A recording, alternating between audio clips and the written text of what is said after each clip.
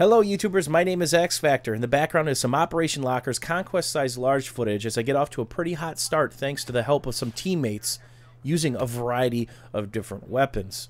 Today we're going to be talking about the continuance of information that DICE is throwing back at the community. The transparency is finally being delivered, the interaction is finally coming to light.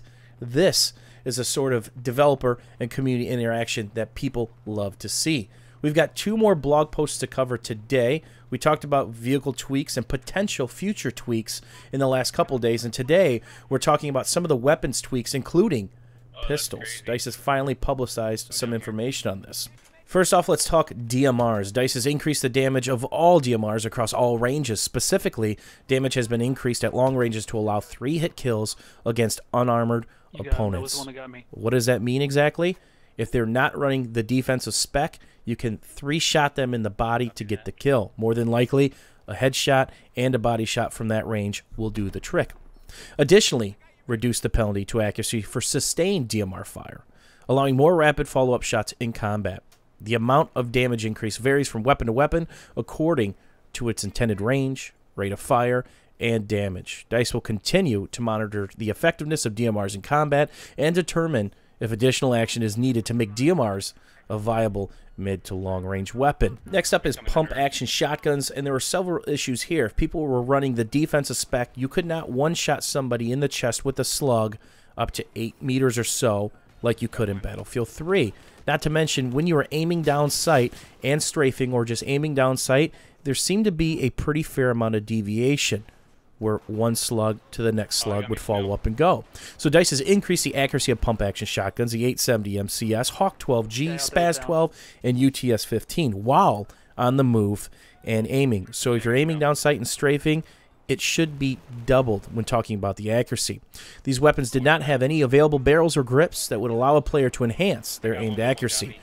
This change should make the use of pump action weapons and slugs much more viable at medium and close range by allowing more accurate fire. The question is, have they altered the way slugs work with the defensive spec? If not, you're still going to need 2 at point-blank range to kill them unless you hit them in the face. Next up, we have a change to one of the carbines, which still leaves a question at hand. DICE is reducing the long-range damage of the MTAR to bring it in line with the rest of the carbines. That's long-range damage. What about the close-range damage of the MTAR doing 25 to the chest and 50 to the head? Arguably, with the rate of fire and that added damage compared to most of the carbines, it's definitely the way to go for close-quarters carbines. The question is, will DICE tweak that number as well, or is this the only intended change for the MTAR? How about some general changes? Adjusted the way inaccuracy is handled when transitioning from hip fire to aim fire. Previously, if a player began firing before aiming, he would keep his hip fire and accuracy while aim. So if he's spamming fire in hip fire, doesn't stop, goes ADS, he would still have that hip fire and accuracy. This was especially obvious to LMGs on the move. Players will now only be subject to the maximum aimed inaccuracy after the transition. While still terribly inaccurate, this allows for substantially more accurate fire than the old method and should allow players with LMGs to panic fire in close quarters provided they're aiming. So you're going to get a little bit of a bonus transitioning from hip to ADS while holding the fire button, but your best bet is to stop firing for that split second, go ADS, then fire to get the maximum bonus. The heavy barrel is being tweaked.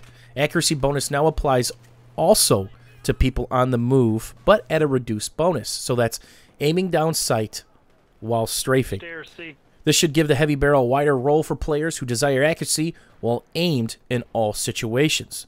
This actually might make the heavy barrel worthwhile. I've never run a barrel attachment, but I'm definitely going to give this a go because I'm all about added accuracy bonuses at range.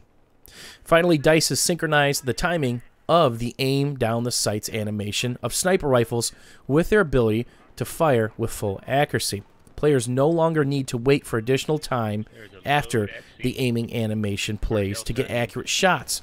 There's still a delay to achieve full accuracy, so quick scoping is still not possible. So it sounds like they've tightened that up a little bit, but it still sounds you need to give a split-second pause still to get that bonus of full accuracy.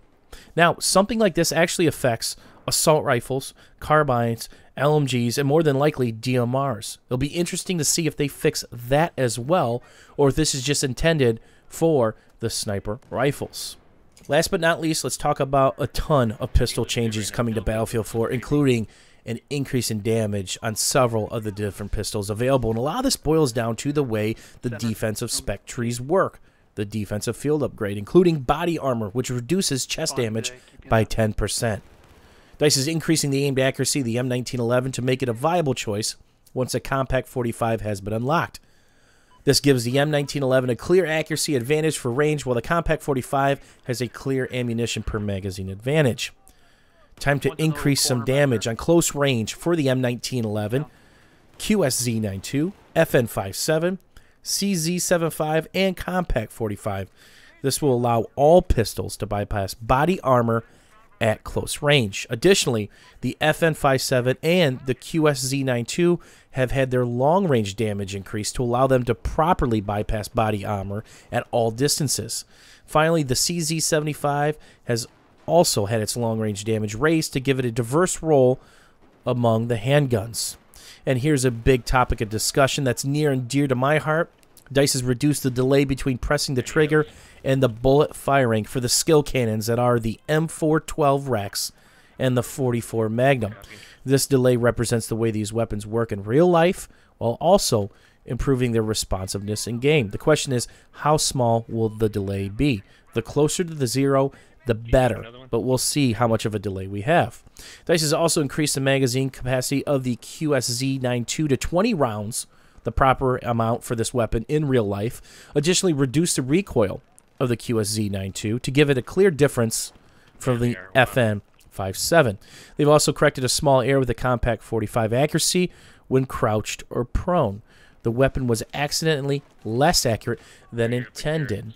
Once the patch goes live, it'll be interesting to see how these damage changes to the 45s play out. It really didn't make sense to use the 45s right now in the current game with body armor the way it is now, because it took just as many bullets to kill them with the 45 up close as it did with a starter pistol that had a much higher rate of fire and a much higher mag count.